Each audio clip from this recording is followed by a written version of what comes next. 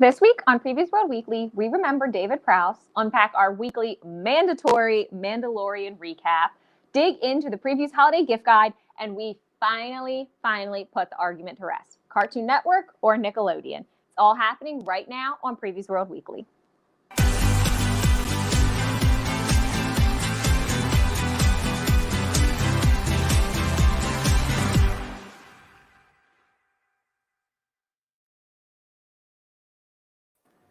What's up, Previews World? It's Wednesday. It's New Comic Book Day, which means it's time for Previews World Weekly. I'm one of your hosts, Troy Jeffrey Allen. I'm Ashton Greenwood, and I can only hope that I'm the only one that heard your audio as bad as it just sounded. Oh, really? Okay. Is it still bad? It sounds like Morse code. Oh, wow. That's weird. See, this is okay. And it's this kind of like I'm having an ASMR reaction to it, and I don't know how I feel about that.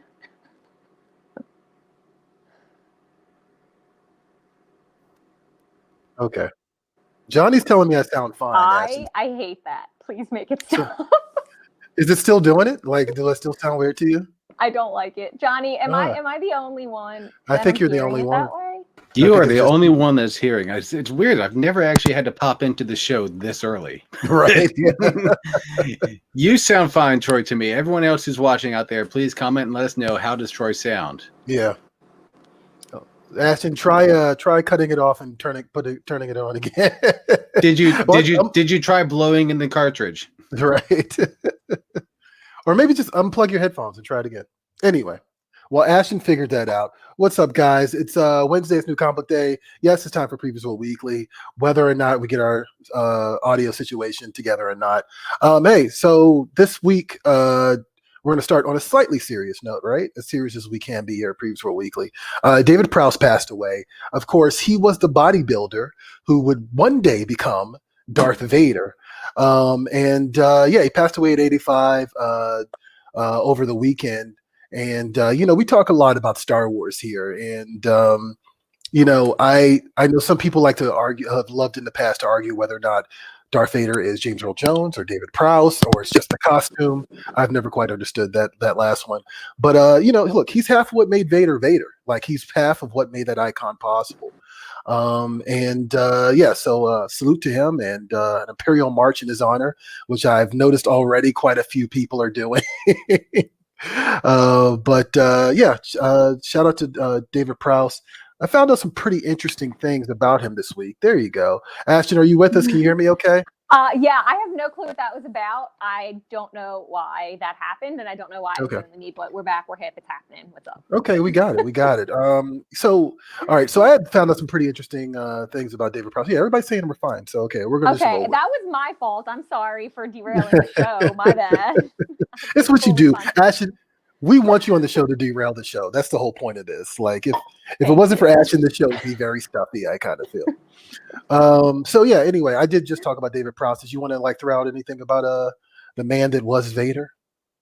No, only that I heard you had made the kind of comparison between him and James Earl Jones. I think it's like two sides of the same coin. So I think it's just as tragic as, if James Earl Jones had passed. So I think I'm resolved to watch Star Wars this weekend as a result.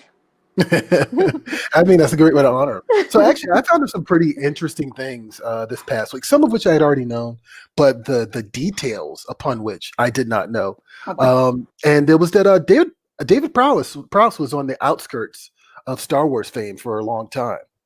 This is the part that I already knew, which is that he went into the premiere, or at least the crew and cast screening of Star Wars under the impression that his voice was going to be used as Darth Vader.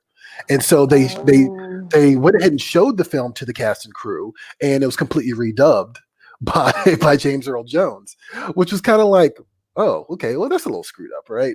But he was a team player, and here's the worst part about it. George Lucas said, you know what, but eventually Vader's going to take the helmet on and it's going to be your face. Well, of course, that didn't happen either.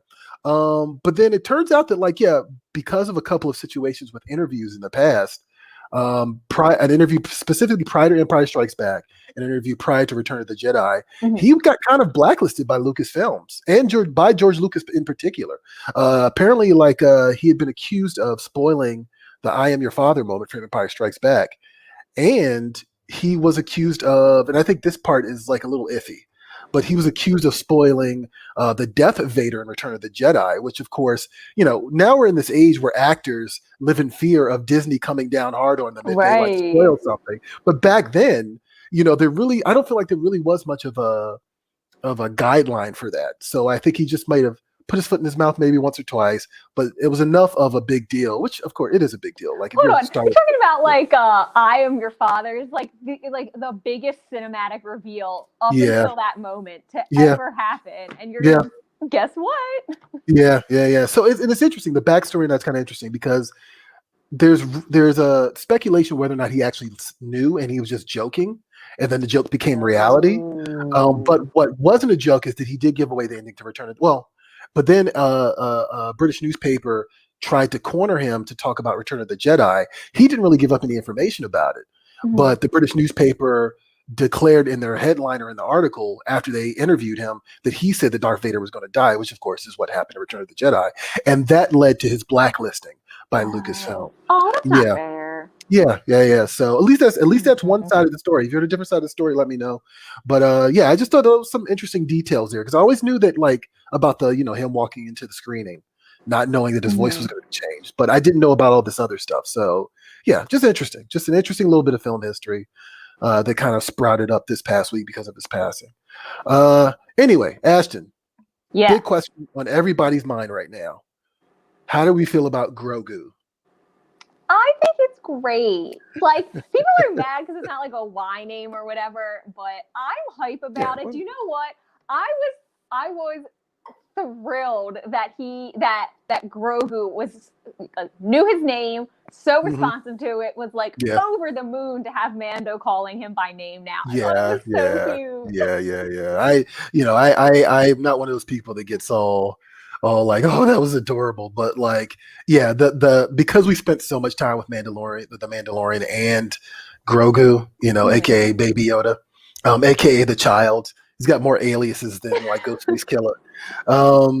It was nice to kind of see how hearing this kind of father figure to Grogu say his name for the first time and how he reacted. So I thought that was pretty adorable. I gotta admit, it got to me a little bit, not gonna lie. But also, big moment in this episode, big couple of moments in this episode, something that we've been talking about forever, which is Ahsoka. Oh my God! So, what are you? Where are you in this with the Ahsoka situation? I am thrilled. First thing I need to get out of the way, I thought for sure when we finally saw Ahsoka that it was going to be like a Force Awakens thing where she shows up for like a hot second at the end of the episode. And then you got to wait until the next episode to the following week. Yeah. But they dove right in minute one. She's out there murdering people, like master, like Padawan. Very good point. Fair enough. She learned from the best, I guess. Exactly. In that regard, in terms of slaughter, wholesale alien and human slaughter. Yes. I was really happy with the way she translated to live action, and I thought Rosario Dawson was a great cast. But in terms of physically how she looked, sometimes it can be kind of dicey when you go from animated to live action. So I thought she looked great. I don't want to sit here and monologue about how great the whole thing was. Tell me what you thought. No. I mean, it's okay. I mean, this is the monologue and talk about how much Ashton loves Star Wars segment. This is where we do it. You know what? A couple of things I noticed. First of all, I have not been as excited for a lightsaber fight since Darth Maul. I was really thinking. I was thinking about this. And I was like, I was not this amped to see a lightsaber fight since Phantom Menace, when they started showing the teasers for Duel of the Fates. And so to see that opening with Ahsoka and having her just wreck shop, and then know that there's going to be another fight after that later in the show, it was cool. Also, really cool to see that the Mandalorian armor can take a beating from some lightsabers. It was nice to see that actually play out, right? But overall, I was through the roof. It gave me exactly what I wanted. I'm looking forward to seeing more. Apparently, there's going to be an Ahsoka spinoff. At least that's the rumor right now, which seems pretty obvious if you're going to cast Rosario Dawson, and she's already a popular character. And also So, I noticed this, and I've noticed this in other movies she's been in. Rosario Dawson is the queen of exposition dumps. Like, she is so good at burning through like overly elaborate plot detail. Like, she did it on Luke Cage. She did it for Kevin Smith in what was it, the Clerks movie.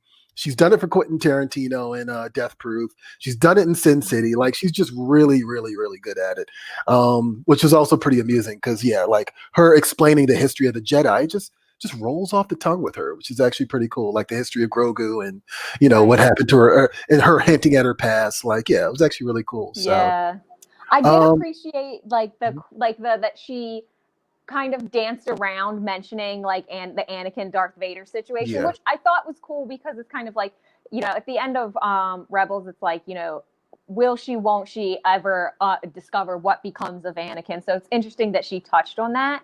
And I also think it's great that what Mandalorian does really effectively is build out the lore and kind of create this list of Jedi that survived Order 66. So you got to figure if you're going to go, on a Holocaust, that it's not going to be just, Yoda and Obi-Wan that survived it, that there would be, you would discover more as you explore the universe. So I thought that was really effective. Yeah, no, absolutely. Absolutely. Just really happy with it overall. And I'm looking forward to more for sure. Actually, I want to remind people, look, it's the holiday season. It's the season for pleasing. I'm sorry, stealing it. That could be misinterpreted inappropriately, but I saw Mama kiss Santa Claus, I guess. But so here's the deal, right? PREVIEWsworld every year does their holiday gift guide. So look, you can do all the obvious things, right? You can go to Best Buy and Amazon and eBay and troll through the mall for hours on end. I hate that, just for the record. To find gifts for your significant other, your children, your loved ones, or you could go to your local comic shop and get something that I think is more unique and something that you just can't find necessarily anywhere else. You're getting them something that maybe they would never have thought of, but you already know, hey, they're a fan of manga, they're a fan of Star Wars, they're a fan of Marvel, they're a fan of DC, they're a fan of Walking Dead. You already know these things. You walk into a comic shop, you're going to discover things that you wouldn't find anywhere else. Really unique gift items that I think are perfect for the nerd in your family. So definitely check out the holiday gift guide. As you can see, we got some Mandalorian stuff in there. And a matter of fact, Mike went ahead and did a nice little Mandalorian article that kind of breaks down some of the Mandalorian and Mandalorian adjacent stuff that's available at your local comic shop. So go to PREVIEWsworld.com/holiday gift guide and make your season merry, nerdy, and bright. Merry, nerdy, and bright. How about that? All right. What's a comic shop's time? So, look, we've talked a lot about the stuff that's going on in television, right? In movies. It's time to talk about why we are really here. Let's talk about comics. Ash has got her pick. I've got my pick. Let's go. What's at comic shops?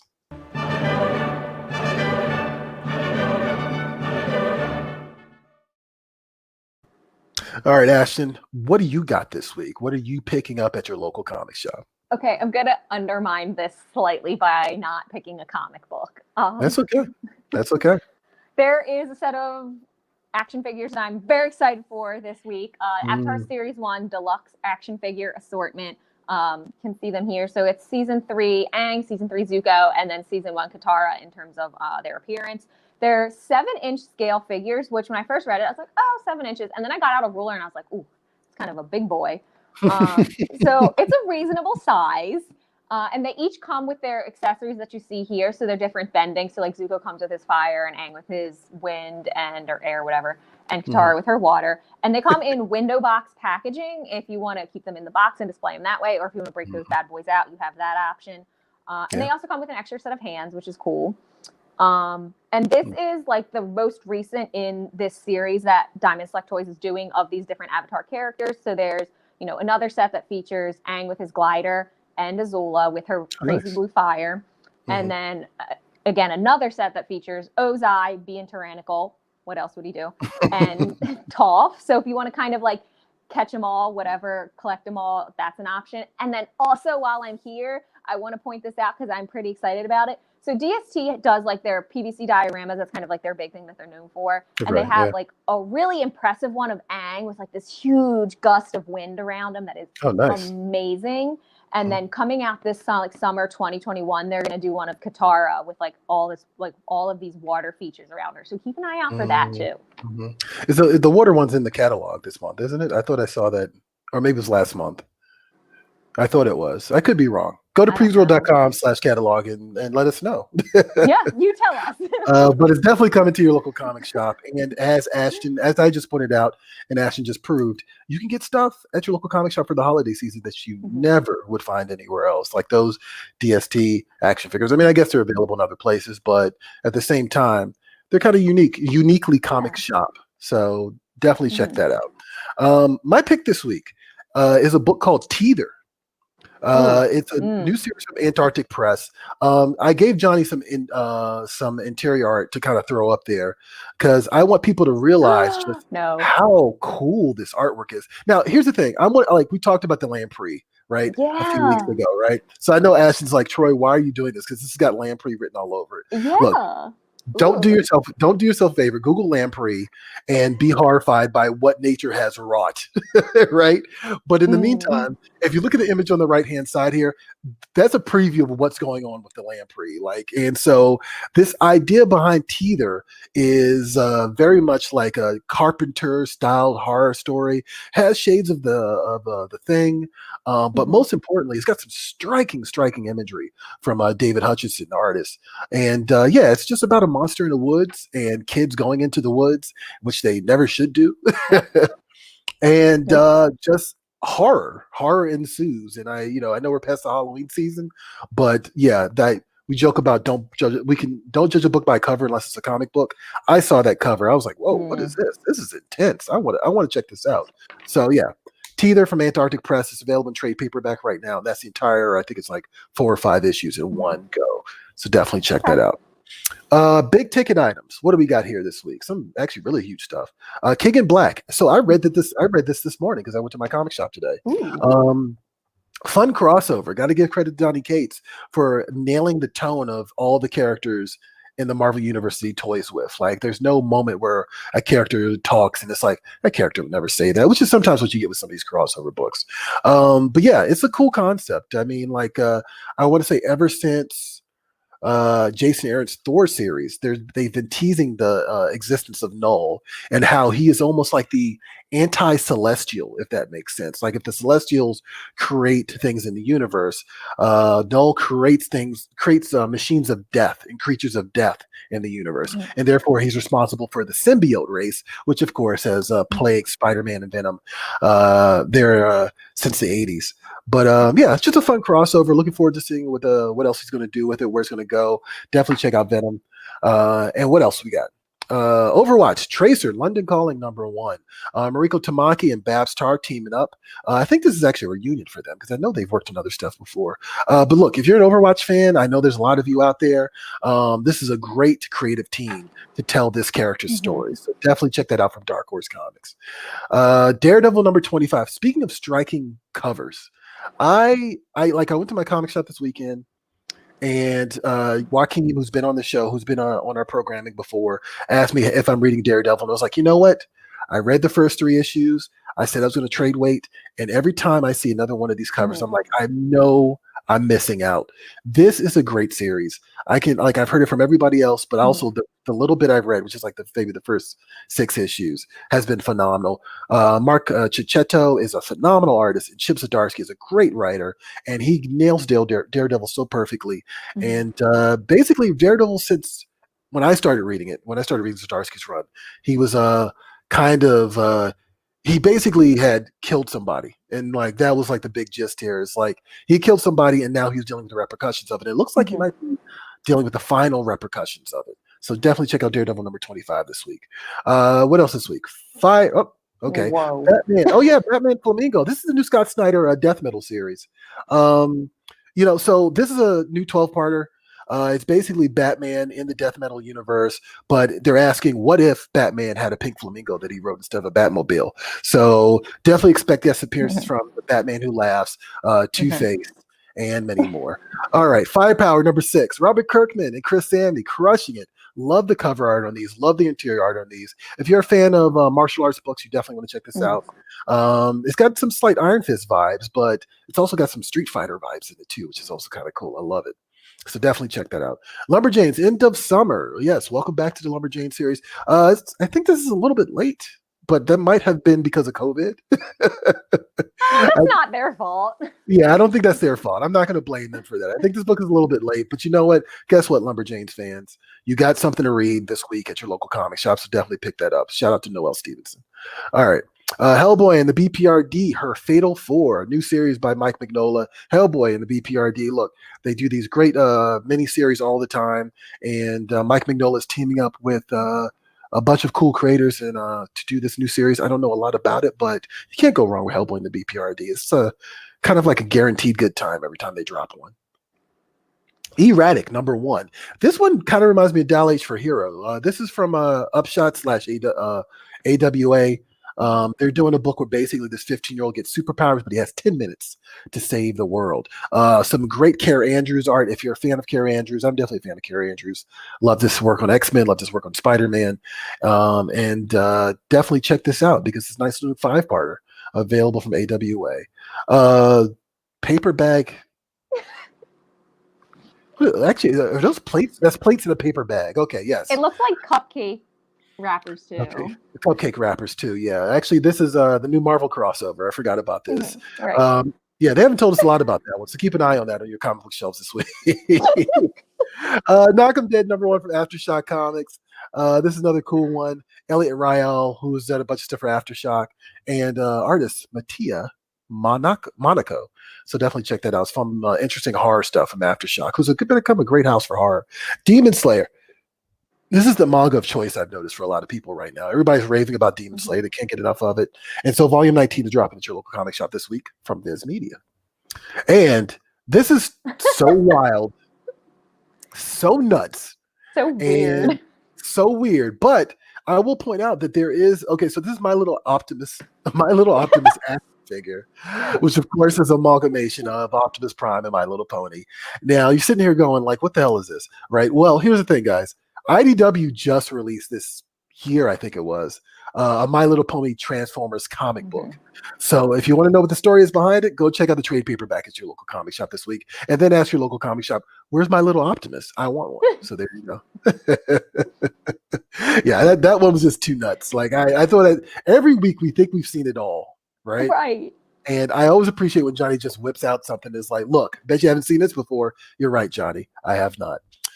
So I tried to give you guys an explanation of King in Black earlier, but I know who can do a much better job than me. Ashton.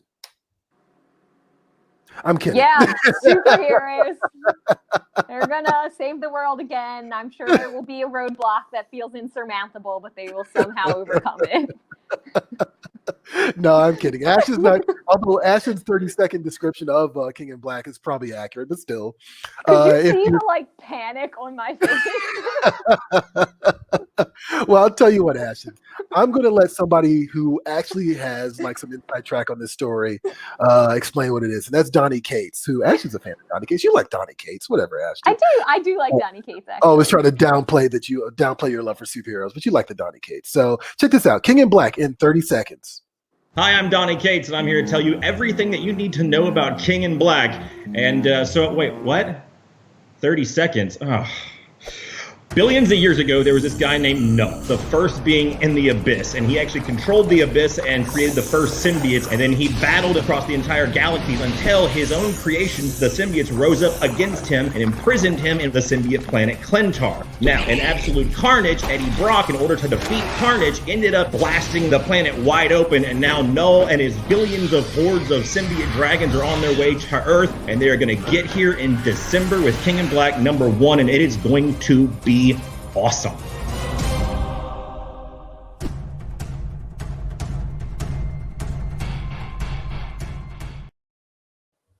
Yeah, and that's King in Black #1 in comic shops today. Some great Ryan Stegman art that you got a little sneak peek at there. But definitely check it out, especially if you're a big Venom fan. Look, Venom's having like a renaissance right now. Like I've never been the biggest Venom fan, I'll be honest. And I am definitely a 90s kid.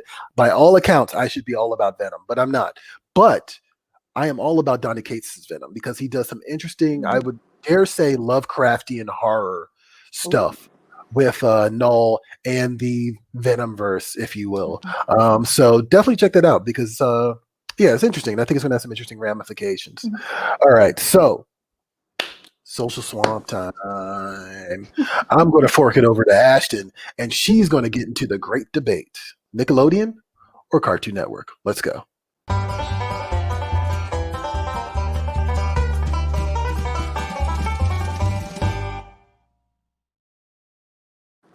Okay, so about 2 weeks ago, there was a debate going around on Twitter about back in the day, early 2000s, thereabouts, who had the better programming between Cartoon Network and Nickelodeon. And we've been kind of dancing around this on Free Comic Book Day and this show, and also PREVIEWsworld to some extent for the last 2 weeks. But now it's time to settle this once and for all. We asked you guys to pick definitively who had the better programming back in the day, Cartoon Network or Nickelodeon. We're going to read some of your responses now, and we also put it up to a poll that we'll go over later to get our definitive answer. So let's jump into what you guys had to say. Buck said, this era was both supreme, okay, I don't know if I can read. This era both was supreme, the competition between the two networks cranked out quality content, and we all benefited from it. There's probably a comma missing in there somewhere. Just Yeah, I was like, what is this saying? Susan says, early to mid 90s, I was all about Nickelodeon. Late 90s to early 2000s when I watched more Cartoon Network. Okay. Navraj says, left beats right, but I was older when a lot came out. But Samurai Jack alone wins it for me. Nala said, it's a tie for me. I loved the darker cartoons, Nightmare Ned versus Courage the Cowardly Dog, Invader Zim versus Billy and Mandy, Samurai Jack versus Avatar. Padawan Nico said, okay, way to be ageist. What about Kids, Warner Brother, and Fox Kids? Those were my childhood. There's always going to be one in the group. I saw that tweet and I just rolled my eyes and like pushed past it. I'm not trying to be ageist. I'm just saying, like, if you look at the picture, it's obviously.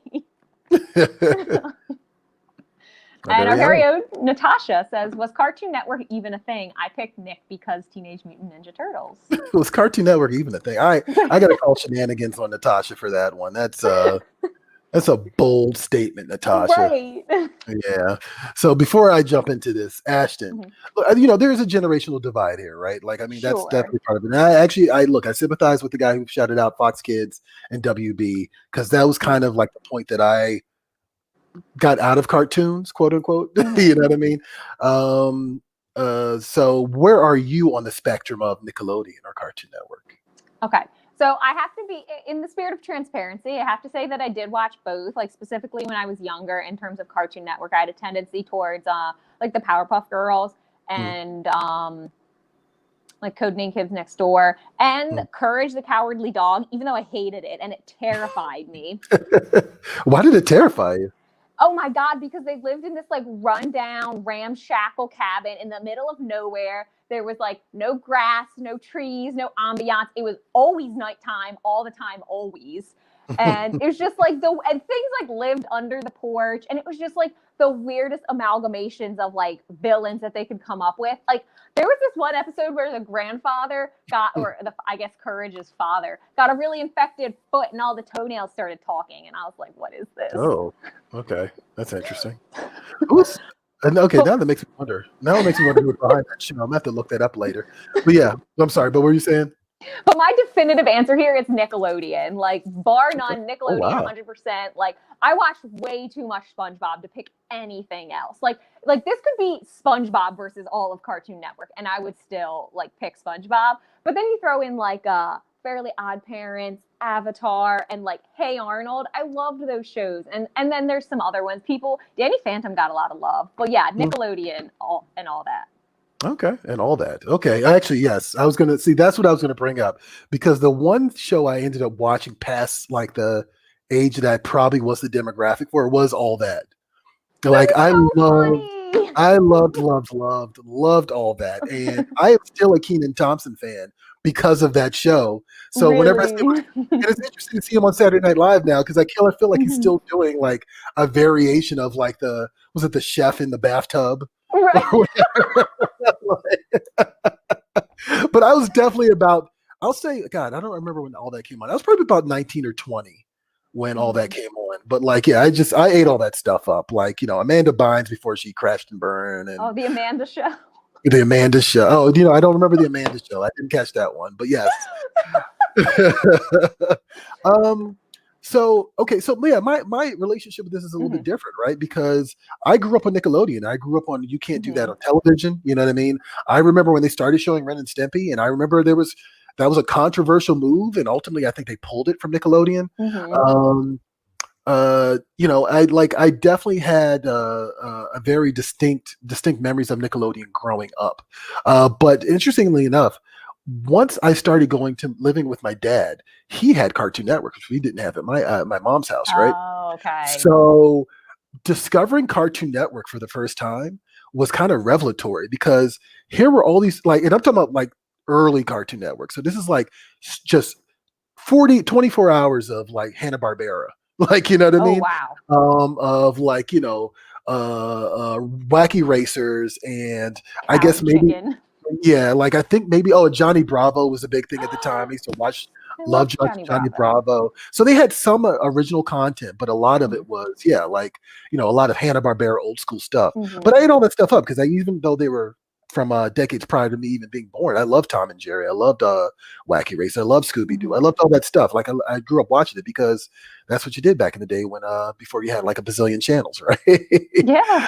So that said, the thing that pushed it over the edge for me with Cartoon Network, and I ultimately will decide Cartoon Network, is Adult Swim.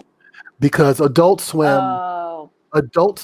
gave me an excuse to keep watching cartoons way past the appropriate age.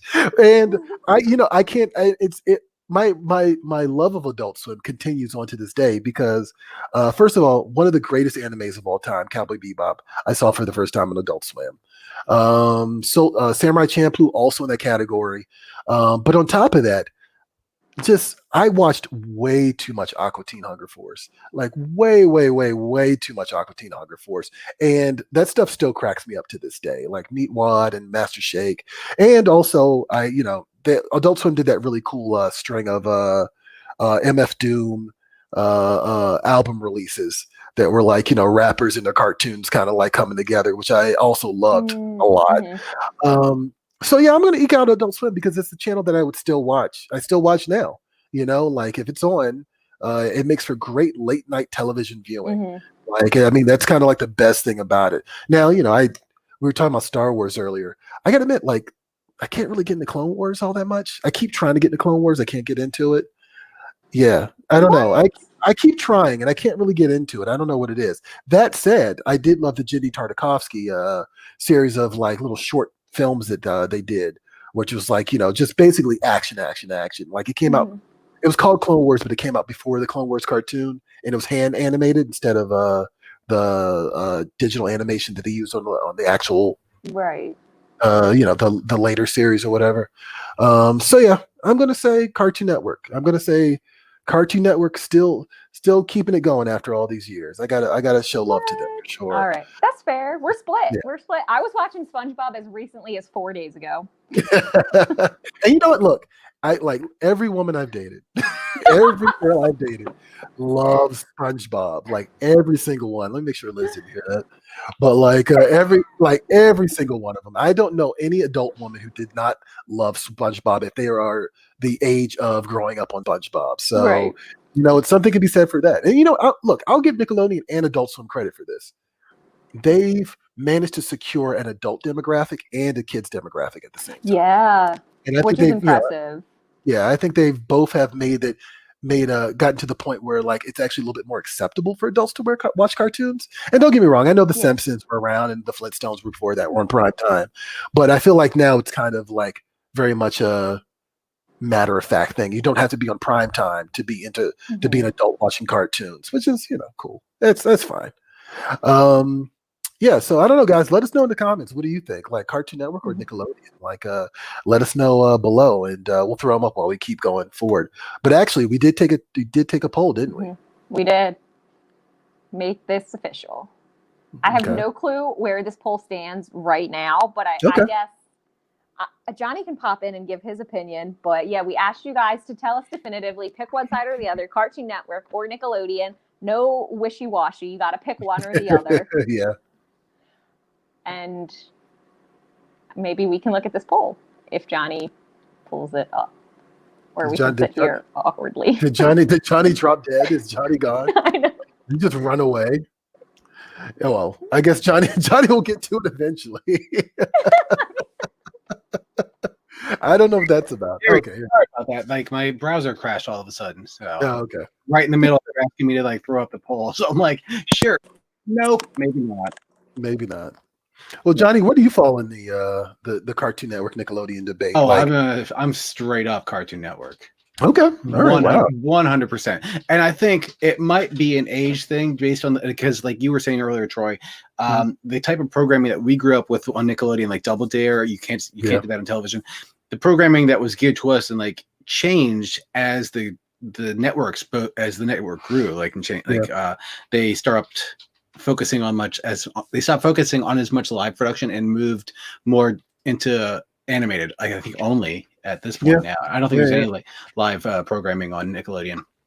But Did Nickelodeon show the Max and Beavis and Butthead at one point in time? I feel like they did. I know that was MTV originally. Don't recall. I feel like they flirted with that at one point and then they regretted it instantly. Couldn't say. Let me see. Because I know they're both Viacom. Give me 1 second. I'm trying to bring up that the graphic that we had for our thumbnail. For the pro. Oh, okay. Yeah. So I apologize, everyone. This is like what I had up and running when everything crashed and burned. When everything. Yeah. I was going to point this out because someone else pointed it out in our comments. Like the graphic is a bit of an homage. The graphic that you chose for Cartoon Network. This, I wish I could give credit to the artist. I don't know who it is. So if anyone knows who this is, please send us a link or something in the comments below so we can give the person credit for this. Yeah. But just looking at this image alone, it's Cartoon Network versus Nickelodeon. There's more characters on this screen that I would actually watch because at the point when they started going fully animation, I was past that. And I think the stuff that was on Cartoon Network was a little bit more adult oriented. Right. Even outside of Adult Swim. Like I would watch just looking at this image, Johnny Bravo, Samurai Jack, Ed, Ed and Eddie, Foster's Home for Imaginary Friends, The Grim Adventures of Billy and Mandy. So that's like 4 or 5 right there on the left that I would watch. Yeah. On the right, I never really got into SpongeBob. So Ashton, I'm sorry. I may have lost your respect. We're not friends anymore. And I honestly, I've never watched Avatar. That's on my list, and I still haven't watched that yet. So the only thing on Nickelodeon that does it for me was Invader Zim. And the reason is because of Jonah Vasquez, who originally did the Johnny the Homicidal Maniac comic book. So I was into him first, and then found out that he was working on Invader Zim. So that's kind of what brought me into that, not just the nature of the programming that was already on Nickelodeon. But that being said, let's go back to the poll. There you go. So my answer is Cartoon Network, but let's see how everyone else voted. Yeah, where's everybody else on the spectrum? Ooh. Cartoon Network's leading by 19%. Not huge, but out of 203 votes, that's at least significant enough. And so, I would suggest, hey guys, if you feel strongly about Team Nickelodeon, you need to run over to the Free Comic Book Day Twitter and make your vote known, because right now Cartoon Network's crushing it. I also forgot about Toonami. Toonami was like very much a big thing. Like I was in college and was like a child still running home to catch Tenchi Muyo of all things. Like I absolutely loved watching Tenchi Muyo and Fooly Cooly. And like I would get out of class, like legally an adult, right? I would get out of class and actually I wouldn't run home. I would go to the Commons building and like turn it onto Cartoon Network and just like sit there and watch it. So yeah, definitely check that out. Ashton, I think you're on mute right now. There you go. I am. Sorry.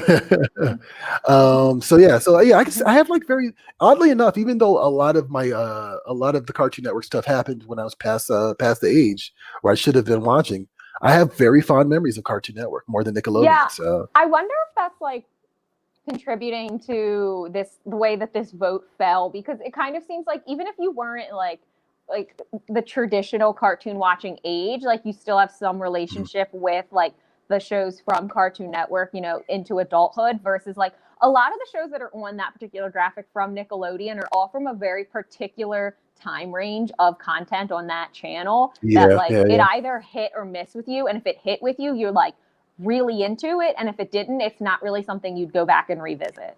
Yeah. No, I could totally see that. Actually, and also Johnny, I thought Johnny was going this direction, but I'm going to follow this up. The graphic that you chose, Ashton, for the Cartoon Network versus Nickelodeon is actually an homage to Marvel versus Capcom. So, yeah, I kind of appreciate it. So, like, yeah, the cover image for one of the Marvel versus Capcom games, or maybe it's the advertising image for one of the Marvel versus Capcom games. There it is. Yeah, that was a nice little nod there that I actually appreciate because I'm a Capcom junkie and a Marvel junkie. So, right. Yeah. Definitely a fan. But yeah, keep on voting, guys. Let us know which direction you go. I think we have a guest coming in a couple of weeks. I think actually we might kind of ask them where they fall. Demand. Yeah. I think. And also, I just before we close this out, I do want to remind people just to tie it back into comic books that there are all characters out there from Cartoon Network and Nickelodeon that have their own comic book, and especially Invader Zim. So I've read the Invader Zim comic, and that one really helps to continue the story of picks it up where the series left off. So if you're looking for some of the content to carry on in the stories that from these shows and programs and all that, you can check your local comic shop. There you go. Yeah. No, Oni has their Invader Zim series. I don't know if they still do the SpongeBob book anymore, but definitely their Dark Horses, Avatar, and of course, obviously Teen Titans Go, which was a big part of the Cartoon Network lineup. Obviously, there's a Teen Titans comic book, so that's definitely a thing, and a couple other things. So definitely check that out. Powerpuff Girls every now and then pops up in a DC book too, but yeah, a lot of fun from the late '90s, early 2000s era that bred me, I guess. Same. Yeah, absolutely. So there you go. Look, some commonality. Look at that. No, okay boomers, no dirty millennials, right. None of that nonsense. Look, there's some common ground there, guys. We so all there like you go. cartoons. we all like cartoons. There you go. All right. So comic shop shout out. What do we got this week, Ash? This week's comic shop shout out goes to Mavericks Comics in Ohio, and it comes from Derek Patrick. If you would like to have us shout out your comic book store on the show, we're happy to do so. Find us on social media, tag your shop if they have a handle, and also use the hashtag #SupportYourLCS. We will find your comment and we will shout out your shop on the show because we love all comic shops equally and want to give them love. Yes, absolutely. All right. So real quick, going to remind you guys, the panel, we're doing an episode for I Hate Fairyland, and that's actually coming up next week, December 11th. So definitely check that out. And I will tell you right now, I don't know if I should spoil this or not, but look, Scotty Young's going to be on the show in some capacity. So definitely check that out. I know a lot of you are Scotty Young fans. I have so many friends who are Scotty Young fans. They just love Scotty Young. Me. Johnny's one of them. So definitely check that out. And Johnny's going to be joining us for the panel. We're going to dissect I Hate Fairyland with Scotty Young. Enemy, of course, is going to be hosting, and Natasha is going to be joining us, aka Cannon Doll X, who threw out that saucy comment earlier today. So definitely check that out. And that's next weekend, December 11th. Also, I just remind you guys, follow, subscribe. Definitely join us and set foot on PREVIEWsworld. We pump out content every day, Monday through Friday. A lot of it's just to inform you about what's going on in the world of geekdom and comics. Everybody else is going to talk about movies and television shows. You can find that stuff anywhere. We talk about comic books here, and apparently we rant about Mandalorian for about 10 minutes, but that's part of that's it's nerd adjacent. It's all in the same family, whatever. Absolutely. So look, that's it for this week's PREVIEWsworld Weekly. We're going to kick it over to Mavericks Comics in Ohio. And hey guys, thanks for joining us. Be sure to jump back in and join us next week, Wednesday at 4 p.m., 1 p.m. East, 4 p.m. Eastern, 1 p.m. Pacific. And hey, we will see you guys. Well, hold on. I'm Troy Jeffrey Allen. Nice save. I'm Ashton Greenwood. Okay. And we will see you guys at the Spinner Rack. How about that? Bye.